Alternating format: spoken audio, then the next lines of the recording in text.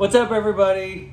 Toby and Sean, we're back finally. Yeah, sorry it's been so long. It won't be so long in the future. You won't be missing us so long next time. Sean went on vacation. Went to New York, saw my niece graduate from West Point, went to New York City. I've been there in 25 years. Hasn't changed at all. So they still have Starbucks there? Yeah, and Sparrow. Oh, Yeah, cool. I took the family out to eat at Sparrow. It's our favorite Italian restaurant. That's nice. I'll have to check it out. Yeah, I you wanna should go check there. it. Yeah, it's really cool. And then They have Chili's. Chili's was there. There's McDonald's in Times Square we all went to. Yeah. It's pretty good. Yeah, so I definitely recommend hitting the McDonald's in Times Square. And there was not a Jack in the Box, so I was pretty bummed. And no Whataburger in New York City, so. Yeah, you probably don't have Schlotzsky's. No Schlotzsky's, yeah, it was a real bummer. And there were so many bagel places, it was almost annoying. No Taco Cabana. No, Del Taco. There was a Del Taco. Del Taco. There. Yeah. Okay. But it was pretty excellent. Yeah, a lot of cabs. Mm-hmm. But there's a new building there. I don't know if you've heard of it. It's called the Chrysler Building. I'd never heard of it. They mentioned it in the musical Annie, which took place in 1930 something. Yeah. Right? Yeah. Oh, that's right. Miss Hannigan wanted them to shine the floor till it's Right. as bright as the Chrysler Building. That's the Chrysler Building. Okay. Yeah. I thought it was a factory where they made Chryslers. I didn't realize it. You know what they just fucking tore down, and I'm gonna grab it. You stay on. Soul there. Glo. But like I was getting something. my oldest record, or one of the oldest records that's on here, is from it's like Benny Goodman from the Mad Hatton Room. Mm-hmm. And I looked up the hotel. It was at the Pennsylvania Hotel, and they tore it down like last year. What? You know? Wow, what a coincidence. Yeah, it was a big fancy hotel. I don't know anything. I'm sure that was a big deal in Manhattan. I hope they built know? a giant Starbucks in its place.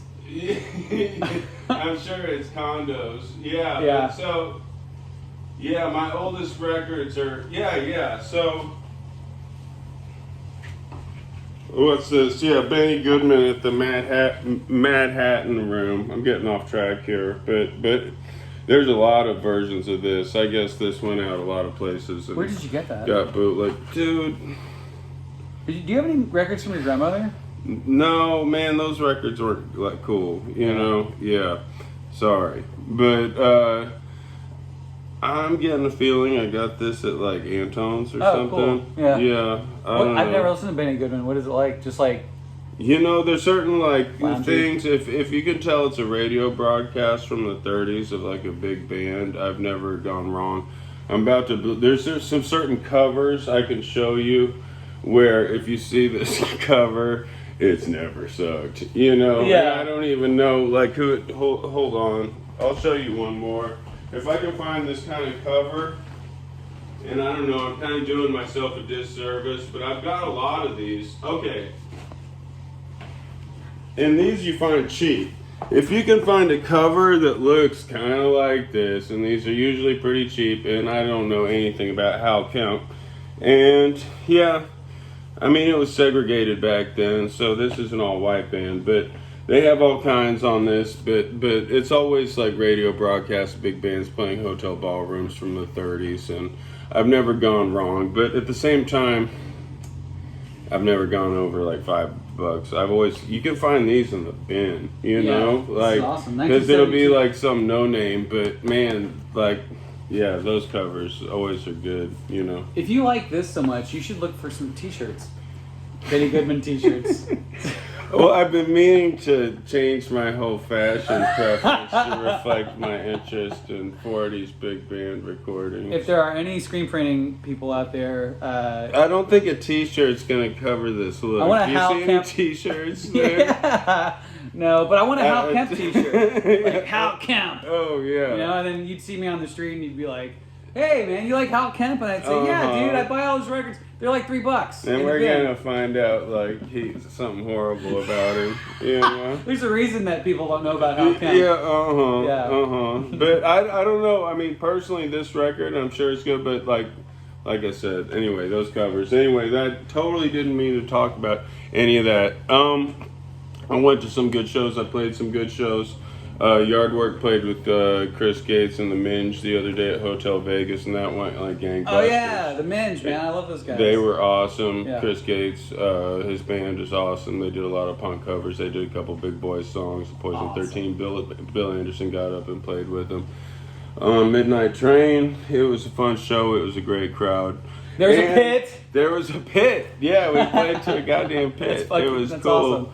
I told some shitty jokes, and because David was telling me, he was like, "How come you know?" Because when we practice, there's a lot of chit chat and telling bullshit stories and jokes. But then when we play shows, I try to hustle through the songs. But one thing when we played is I had to pitch this because I just got it off the press. It's the second Yardwork album. And it's not even out yet. This is going to be on all the streaming services on June 8th. But Toby's let me listen to it, and it's really good.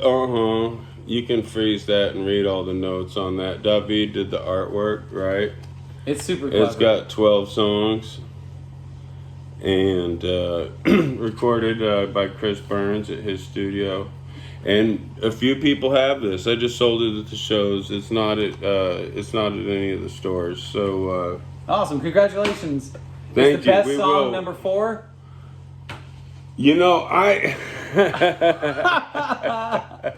yeah, sure. Well, you know, it doesn't look on this like. Check your pockets. Well, Slow D beat the crowd. That's not the order it is on the CD, because the fourth song should be Electric Lady. But then this one says it's Cracking the Slab, so maybe something happened. He asked me what I wanted to be fourth, and I said Electric Lady. Yeah. And because that's a rocking song, but Cracking the Slab is good. I wrote that one. So anyway, yeah, that one was all me, so I probably wouldn't have put that fourth, but I don't know if that wound up. They're all hits. That's the answer. It's all God hits. Damn it. Yeah, it's all the whole hits. thing's hits. Sorry. Yeah. Nothing but they're all number 4s, all track 4s. They're all track 4. Yeah, I couldn't pick. Yeah. It's weird when like you play the song every time and you hear it differently than how you hear it when you listen back to it on the album. What did you notice about your playing? Did anything come out like where you were like, wow, that's interesting. I never noticed that. Playing live. Kind of like talking. Like I hate my voice, but I never noticed it until I watched myself. I probably would have put a more like upbeat track on the first track, because I noticed that one's kind of sullen, but I never think about it because I'm just thinking about the bass part. Yeah. And it's like, well, but whatever. I mean, it's cool. They're all good, but. I mean, whatever. Sequencing's stupid. No one even pays attention to sequencing anymore. Yeah. Do you have to show this? Oh yeah. Okay. So you can get this from me. If you live in Austin, I'll bring it to you. Here, that's me on Venmo. Right. You can freeze that. My first name's Robert. Anyway, that is PayPal. Have you ever had It's $10, $12. I'll send it to you. $12. I'll bring it anywhere in Austin. And it's gonna be Yardwork. Yardwork. Here comes the neighborhood. Yardwork 2. Yardwork 2. All right. And it's on Bandcamp. It's going to be on Bandcamp and all the streaming services June 8th. Sweet. You can be the first person with the CD. And I don't want to get ahead of myself. There'll be a cassette sooner or later. You guys got merch? We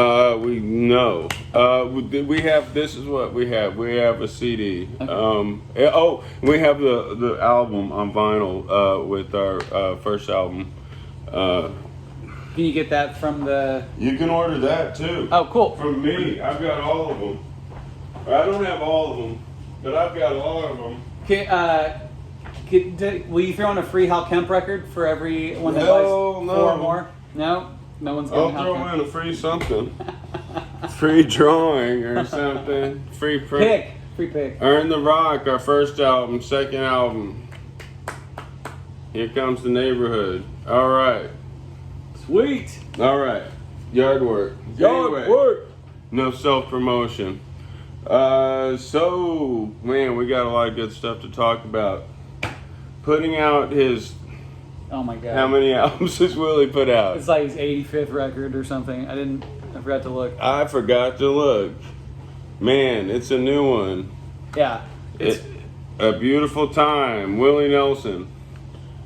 I loved it. I think it's great. It doesn't disappoint. And let me tell you, like, there's a reason why he's put out fucking 87 records, because they're all consistent. Like, I don't know, I can't remember his last bad record, but this one was a really good time. Like, I don't know why I set myself up for disappointment, like, for late career albums, but why should I think that way? Willie is a fucking gem, Texas gem, and he delivers for sure. Toby, what do you think? Oh, this is very honest Willie Nelson album. You gotta love it. It features his whole band. To Willie's credit, he's got the same people in his band my whole life. If there's anything to a testament of how cool somebody is, it's that they've, employed the same people for that long. Oh my God. So this is a very honest record, and it's very low key. The playing is impeccable. I don't mean low key. There's no outlaw country songs. Yeah. It's a lot of introspective songs, and quite a few of them are addressing coming up on the end of life. So that's kind of a low key, not a low key subject, but somber, but it's somber, introspective. But he's got a good take on it, but he's not gonna, when there's a good chance, because let's see, Willie was born in 1933, right? So, goddamn, he's gonna be 90, right? Yeah. Okay, so Jesus. When it's your last, when each record could be your last, which each record could be your last, your chance of coming out with a new song like "Gotta Get Drunk" or right, isn't probably gonna happen. He really wants to, he be sincere, but I'll tell you what, this is great. There's a lot of harmonic on here. What's his name? Mickey Raphael, who's always been with them. It's like part of Willie's signature sound. He pipes up. The band just sounds great. So you got a favorite song on this? I really like the cover. I know it sounds cliche, but I like the cover that he does of A Little Help from My Friends. The Beatles cover. Yeah, it was good. I think it just suits him, like his singing style. He wouldn't do anything he doesn't mean at this point. Yeah, yeah. It really he did it. He did it justice is an understatement, but it just sounds like Willie wrote that song. But I like I can't remember the name. It's the one where he talks about if you should. Let me see. Live Every Day. And like you said, like a lot of these songs are introspective types of, this is end of, it's a handing wisdom down to you, from his years. So like Live Every Day is a great song. The Energy Follows Thought is a good one. That's a real one where he talks about his life and energy follows thought, and so yeah, just a really good record. Like there are almost parts where I wanted to get choked up listening to it, but then it's not that somber though. Like it just hits a tone that it remains positive.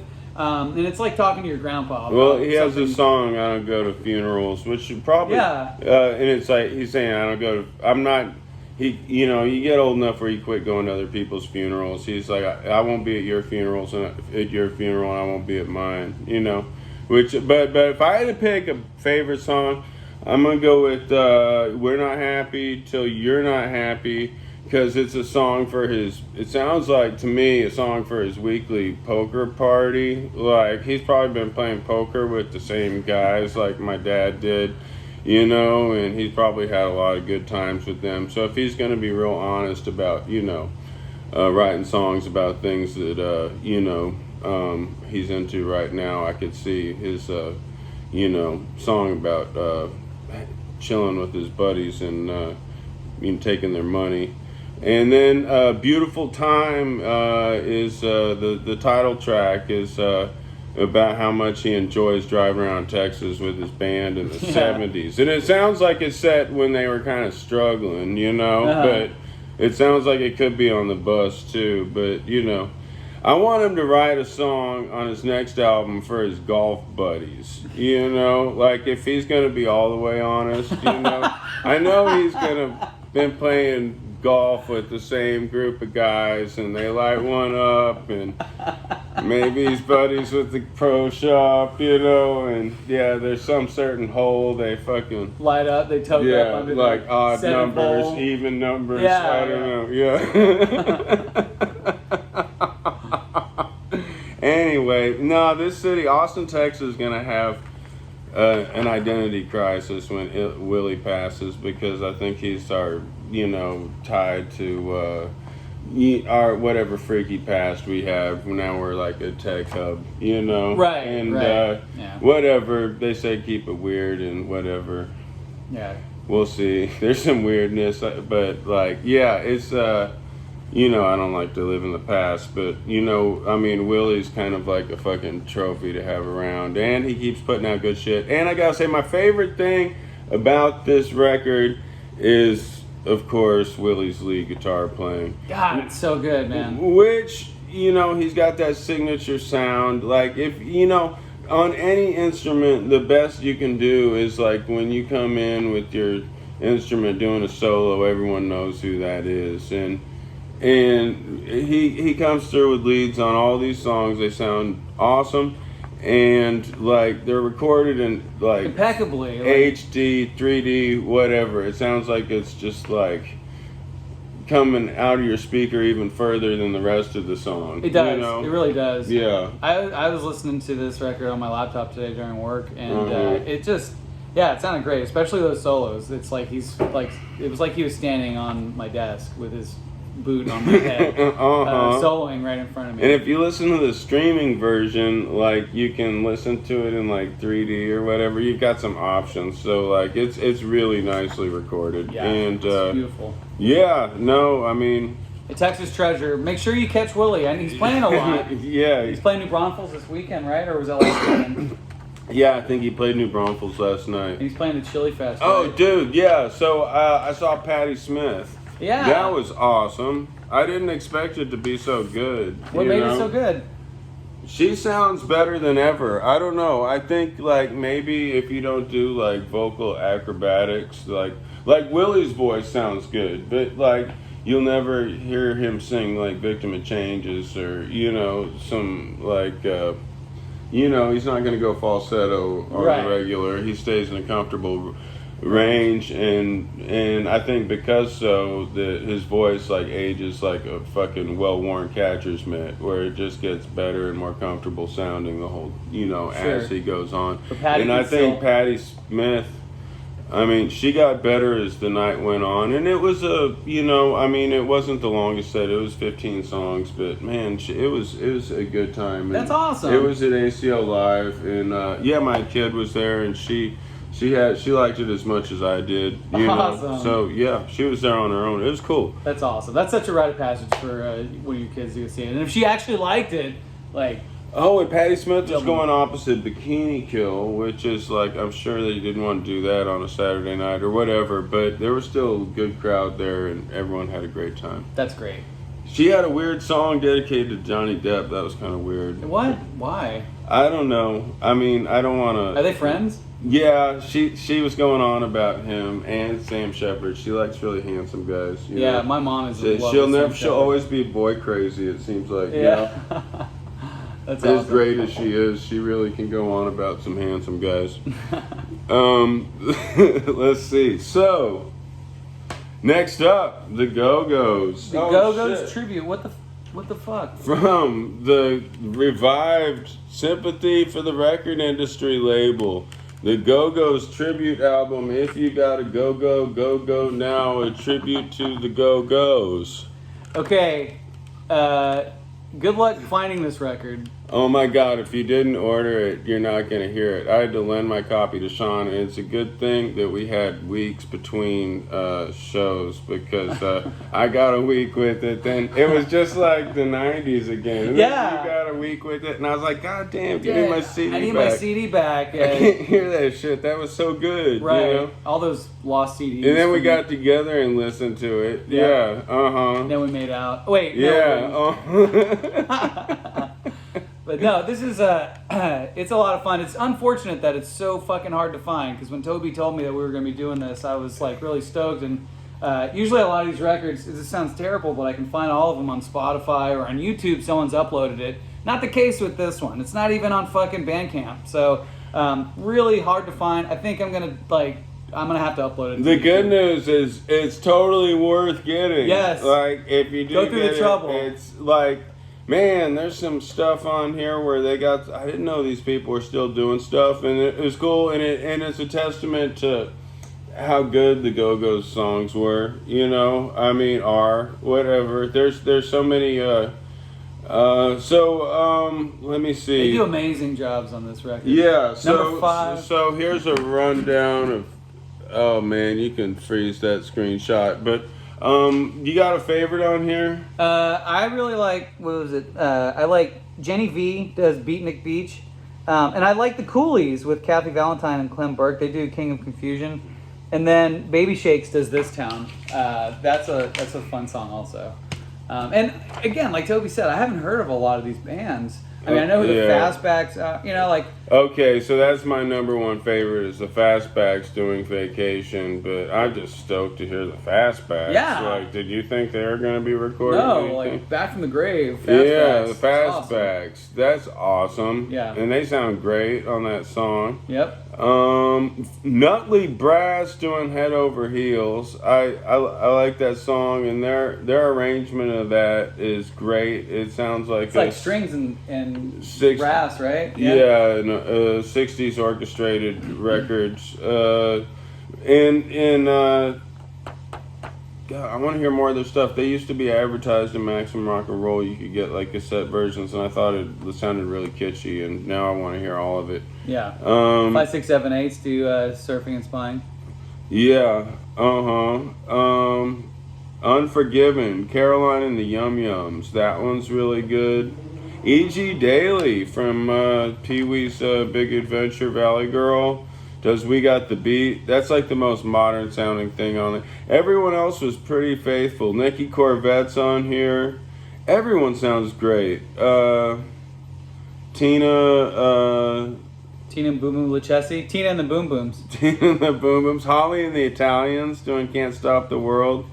Juniper, Turn to You is great. Yeah. This is a really consistent comp, and God damn, and it's totally, you're getting your money's worth. There's 24 songs on this record. And it's hard when you're putting a comp together not to have the audio quality and the just quality just vary greatly from track to track. And this one's so consistent, and it kind of reminded me of a very the Sympathy way back when in the 90s put out the Sympathetic Sounds of Detroit, which I think was curated by Jack White, and he recorded all of it. Oh, cool. But it had all these Detroit bands, and it was very, very consistent.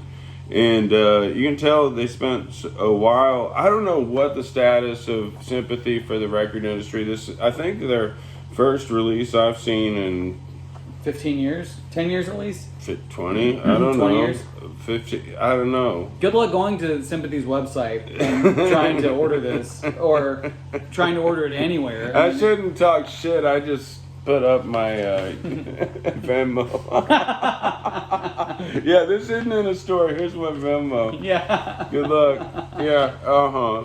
Well, you can still get it on, you can get this on Amazon. He needs a show. Yeah. This is like $25 on Amazon, but let me tell you, Was it $25? Well, people are selling it like resale. Oh, really? Yeah, I this had is it brand new. pre-ordered. Yeah. It was dope. I'm glad I did. Yeah, it's good. It's a good. If you see it, get it. Yeah, get it. Awesome. It's called If You Gotta Go Go, Go Go Now, a tribute to the Go-Go's. Yeah. By Sympathy for the Record Industry. All right. Pick it up. It's fun. All right. And moving on to the real mind blower. What can I say but holy fucking shit? God damn. Soul Glo. Diaspora Problems. Yeah, this record is... Oh my god. This record made me shit my pants multiple This times. is a mind blower. Yeah. It really is. So this was recommended to us by my good friend Noble Brown, who sings for Black Mercy, who used to sing for a bunch of bands out of Cove and Austin back in the day. He was a new leader. He's in the minority. Anyway, but I was texting him, and I was, we like to text each other like recent records that we're into, and I just sent him a bunch of death metal stuff because like he told me he kind of fell out of touch with death metal and was looking for recommendations, and so I sent him like some shit, and then he was like, well, I got a fucking record for you, and then texted me a song. Well, he texted me that song Jump, and he goes, you gotta listen to this whole record, and I just like, I put it on, and I couldn't believe what I was hearing. Yeah, this is probably one of the most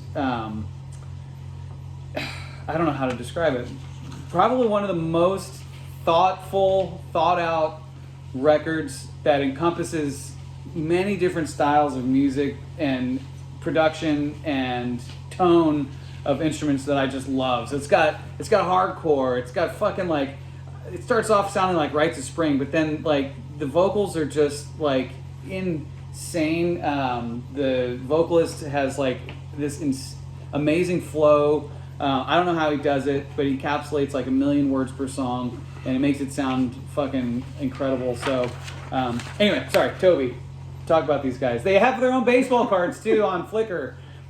I was just gonna put up his picture while you talked about his vocals. Yeah, so this is Pierce. Pierce, I guess we're gonna have to get to know these guys because Jesus Christ. If I go to a keg party this summer, which I won't because I'm 51 years old, Dad, but anyway, if I go to a keg party this summer, I want to hear fucking Soul Glo. Soul Glo. Yeah. It's not happening unless y'all are playing this, right? Yeah. Fuck any of that hip old shit you're gonna try to play. It's not going on this summer unless you're playing Soul Glo. You got the Soul Glo. Anyway, I feel like get to know this crew. Okay, here's what I feel like.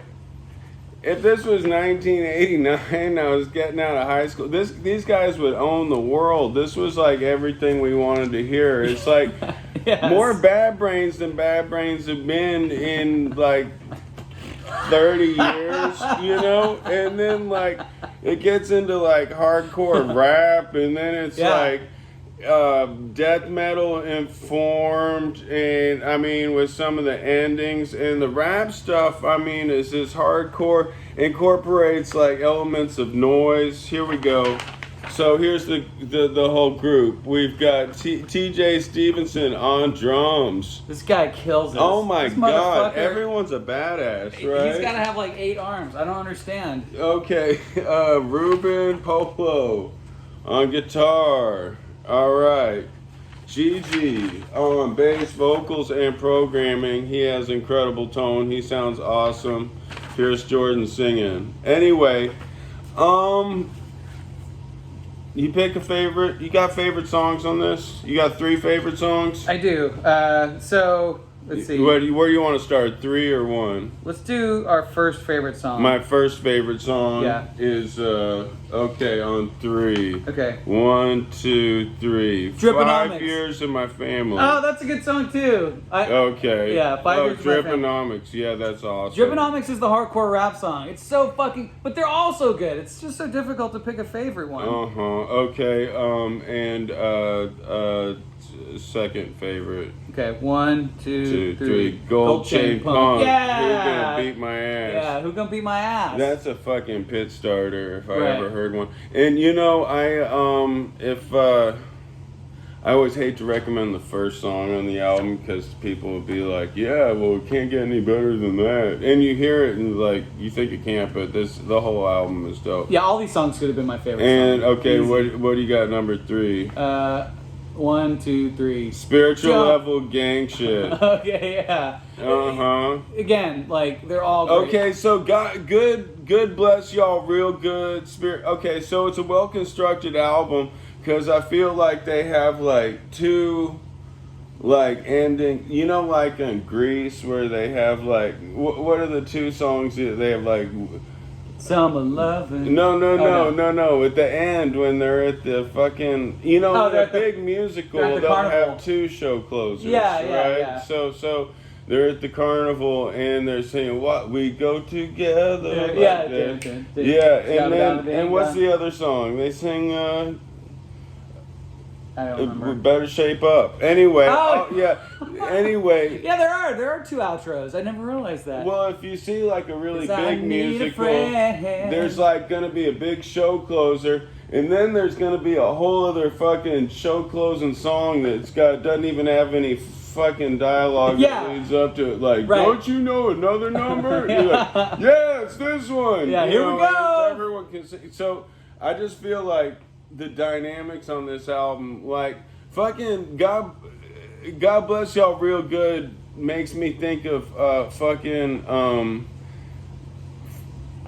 side 2 of Abbey Road, the Beatles. There's so much, or the fucking when the Beastie Boys ripped off side 2 of Abbey Road by the Beatles.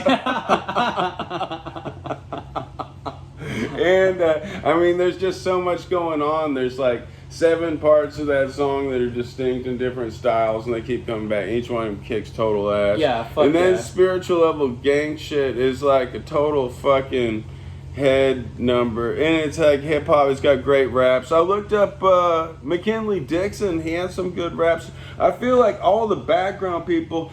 I feel like when we get to the end of the year, something's gonna have to be really good to fucking be better than Soul Glo. Yeah. You know? I mean, and I feel like not only it's an important record you should pay attention to, but all these people who show up in the background, who the fuck are they? I feel like, watch out, you know? Like, so... Anyone that had anything to do with this record should immediately get a huge fucking push. Because they have their friends show up. I guess they're their friends, but everyone's a badass who shows up here, you know? Mother Mary Rose on your song. She's fucking awesome. Yeah. McKinley Dixon on Spiritual Level Gang Shit. Let me see. Oh, John Jay. Holy shit. Yeah. They've got a few people. Catherine Edwards, Zilla Wildfire. Anyway, man, everyone, it's an exciting record from Philly. I mean, they represent hardcore. Oh, it's so good. What a good record. Yeah. It's gonna be hard to beat this one, especially in like when we pick our number 1 of the year. Like, I mean, I don't know which one we'll beat that. You know, like we'll have to find out. But yeah, definitely do yourself a favor. They're on Epitaph. One thing I read about this record is that they began producing this record in 2016 in a warehouse in Philly that I think they converted into their practice space / warehouse. They got done with it about 2020, and then they signed to Epitaph. And then it took them, obviously COVID hit, and it took them a while to wrap it up. But you can tell how much fucking thought went into making this record. Just the detail and the overlays and the fucking noise elements to everything, and the outros. Beautiful like intros that have nothing to do with the actual song, like are mind blowing, and they're only like fucking 8 seconds long, but they're just fantastic. So the intro to one that sounds like an 80s 5 Years of My Family sounds like it sounds like an 80s movie with like Emilio Estevez. You know, it sounds like Harold Faltermeyer doing Miami Vice shit. You know, like, and then it goes into some total hardcore. It's so awesome. Yeah, it's really good. And then like, man, the guitar parts that show up. What is that? Fucked Up If True. God damn, there's so many good songs on here. Yeah, it's a long We one. Want's Revenge. Like, it's all bangers. And the fucking crazy thing is, if you get this CD, Bearcat. like, do yourself, like, the insane thing is there's an insert, and, like, all the lyrics are in here. Like, he wrote all these. I never thought when I heard this and I heard this guy's flow that there would be any fucking way that there would be lyrics to all of it. But they're all here and you can read along with them and they all make sense. I'm 99% sure I'm down with everything they're saying, but they don't give a shit if I am or not. Yeah. But, dude.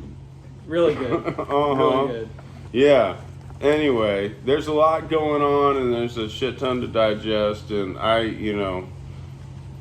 and I can barely read that small print, but man, it's awesome. Yeah, it's so much fun. So we got a lot of catching up to do. Yeah, we've got some stuff.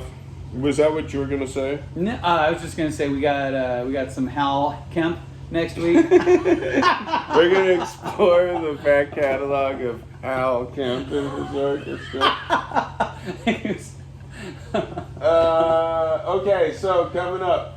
Okay, I'm forgetting. We had another. That went so good with Noble's recommendation that I got another recommendation for Backcountry New Road, Ants from Up Here. So we're gonna be checking this out, man. So feel free to recommend. If it came out in 2022. Came out this year. Recommend it. I'm down. Yeah. Okay, and this is a stretch because, but you'll see. Okay, they remastered Combat Rock, and I'm not ever gonna be reviewing classic albums because that's bullshit, right? Like that's really not going out. That's bullshit. Yeah, you need me to come and tell you how important fucking physical graffiti is. Anyway, so but there's an album that comes with this called The People's Hall that was the album that they didn't release that was recorded between Sandinista and Combat Rock. I'm so stoked for this. Yeah, so all these unheard Clash songs. There's the new John Spencer and the Hitmakers. Yes, lit. As you can see, some of these are still sealed. Because I wanted to focus on the other stuff, and I couldn't get enough of Soul Glo. And John Doe's album, we're going to be talking about that, and we're going to talk about the local teen phenomena, user unauthorized. We're really going to explore that. All right, so we're going to take them out with the song. Anything else, Sean? No, that's it. We'll probably be sooner than later. Yeah, that was a month, huh? Yeah, that was a long time. So, but man, sorry about that. It's good to be back. Yeah, life happens and shit. I had to go eat fucking Wendy's in New York City. It's important for me to do that with my family. They wanted to see the hot spots, so